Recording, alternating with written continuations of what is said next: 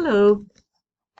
So in this first video, I'm going to take you through a discussion of the Canterbury Tales. We're going to start with kind of just looking at the Canterbury Tales in general as a work, and then we're going to work up to looking at the Wife of Bath specifically.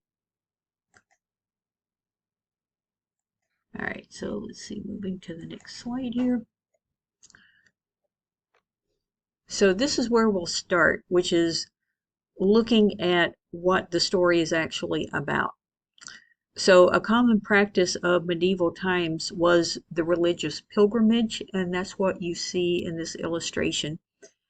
And in this story in particular, it was about a group of pilgrims who are on this annual pilgrimage to see the Archbishop of Canterbury. This was a yearly ritual that the people of Canterbury would undertake.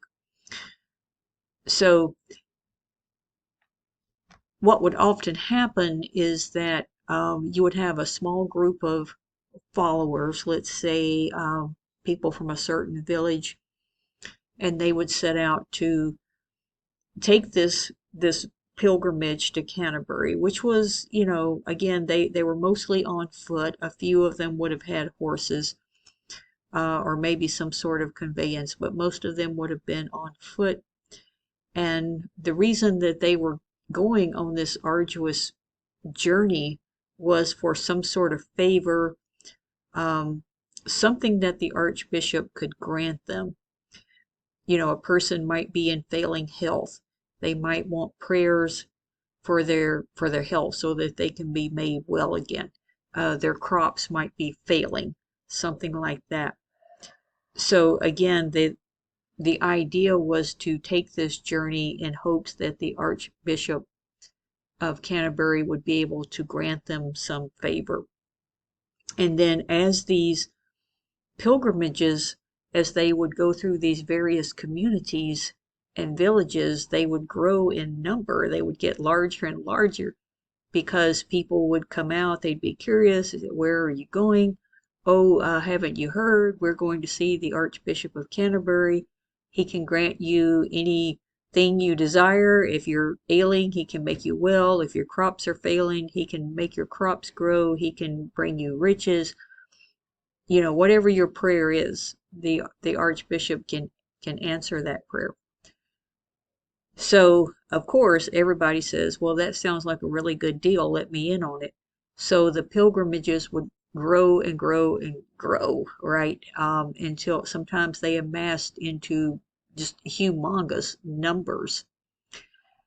And Chaucer had actually witnessed um, this pilgrimage for several years, and he was very fascinated by it. And he was fascinated by the people who went on them and the various aspects of humanity that were represented on these journeys.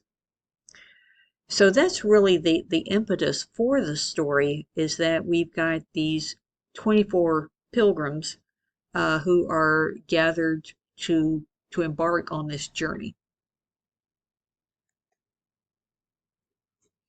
And I said here that this is a trope we've seen in many famous works, but probably the most famous of all, and one I'm sure you're all familiar with, The Wizard of Oz, right? Because what was the premise of that story? Dorothy ends up in Oz, and she meets up with some friends, the Tin Man, the Scarecrow, and all of them have something that they're lacking, so they're all making this journey to see the wizard in hopes that the wizard can give them whatever they want, right? Whatever it is they're lacking. So Dorothy's trying to find her way home. The Scarecrow needs a brain. The Tin Man needs a heart. The Lion, he's not pictured here, but he needs courage. Right, they all need something that the wizard can give them. So they set off on the journey to Oz to find it. Again, I think if you look at it from that perspective, I think that's a really good analogy for thinking about the Canterbury Tales.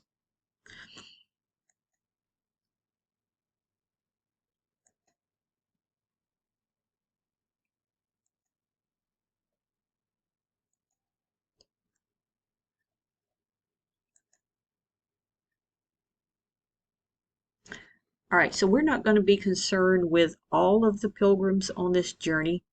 We're mainly just looking at the wife of Bath, but these were some of the well-known and popular pilgrims who emerged from this collection of stories. But the wife of Bath was, she was the most colorful and memorable of these characters. A lot of them were very religious in nature. We had a friar, for example, who would have been a type of priest. We had a nun. We had a parishioner.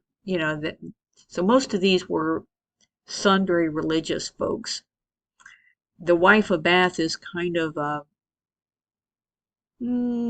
should say she's an anomaly among these pilgrims.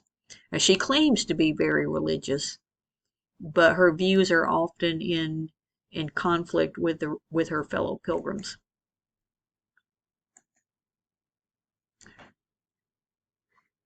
All right, this is what we call a framework story, and that is a term that I want you to remember for this. So it's a framework story in the sense that it's about these 24 pilgrims, and each character has their own story to tell, and then each one in turn tells a story within a story. So just like with the wife of Bath, we start off with her prologue, and the prologue, if you think about when we went back to the epic stories, right? What was the purpose of a prologue? It establishes the beginning, right? But it's also the justification. It's the purpose of the story. Why does the story need to be told? And it's the background.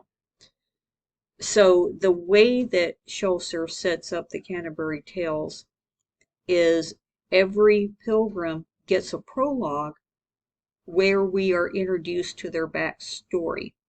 In that backstory, we learn who they are. We learn something about their life. We learn why they're on this journey. Why is this journey important to them? And each one of them has their own reason for being on it. And then within that story, right, just like a picture frame, we get another story.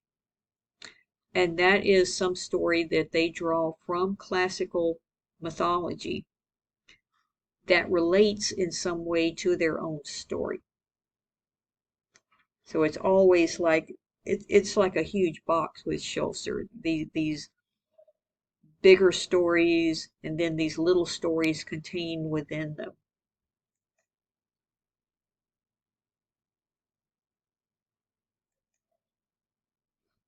So each story is structured by a prologue followed by their actual tale.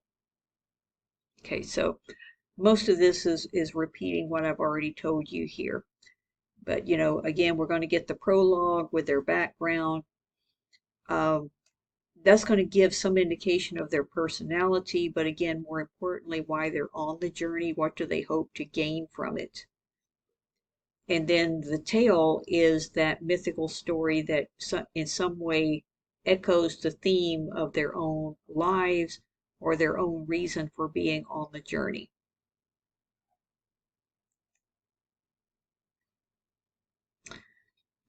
Here's the wife of Bath.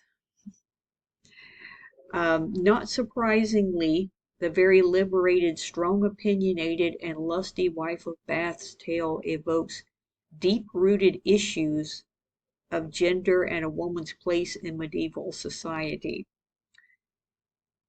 She is, again, the most colorful, and many people argue the most memorable character of all the pilgrims. And her description is very much like the illustration here. She's described as dressing mainly in red, quite scandalous, all right, because the color red was not worn by respectable women during the Middle Ages. If you were a well brought up, respectable woman, you wore dull grays, lilacs, pastel colors.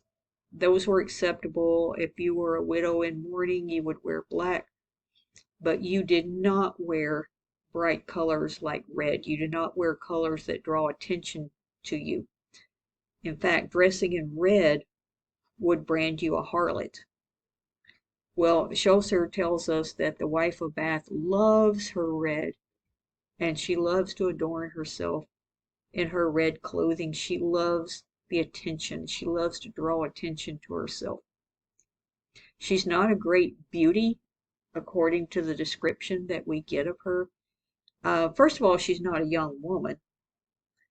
She's already well into middle age. She's already put away 5 husbands. Again, quite the scandal.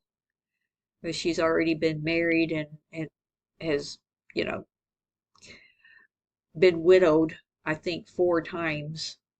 And then her one of her husbands left her. But anyway, just multiple marriages, multiple husbands. And again, very, very scandalous. There are not a lot of women in this particular journey, and the few women that are women like the nun, the priestess, so very religious women. So you can imagine what they're making out of the wife of Bath. She is a pariah among this group of pilgrims. She is not very well liked or well received at all.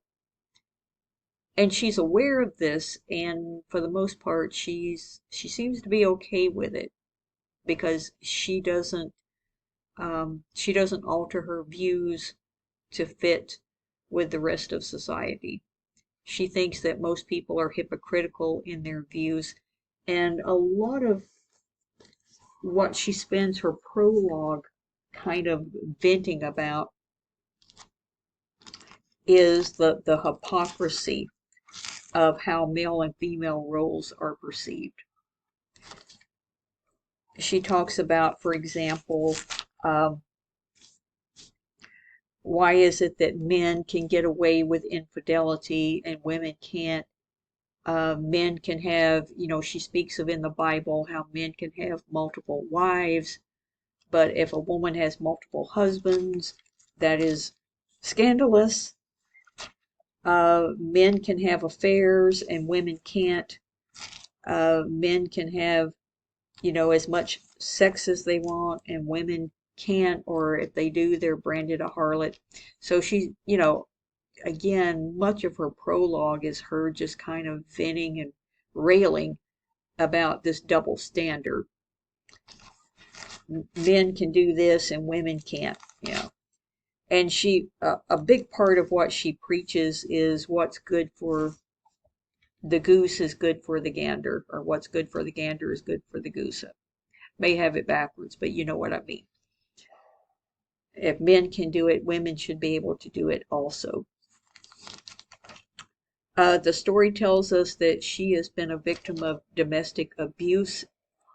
She's partially deaf in one ear, and the reason for her having lost her hearing was because her last husband, Jenkin, had actually beat the holy crap out of her. He actually punched her in the head so hard that she lost her hearing. So she's a prime candidate to be, ranting and railing about the rights of women in this society. All right, so that's a little introduction to the wife of Bath, and I'm going to pause the video right here so I don't get cut off, and I'm going to go ahead and upload this one, and then I will record part 2 shortly.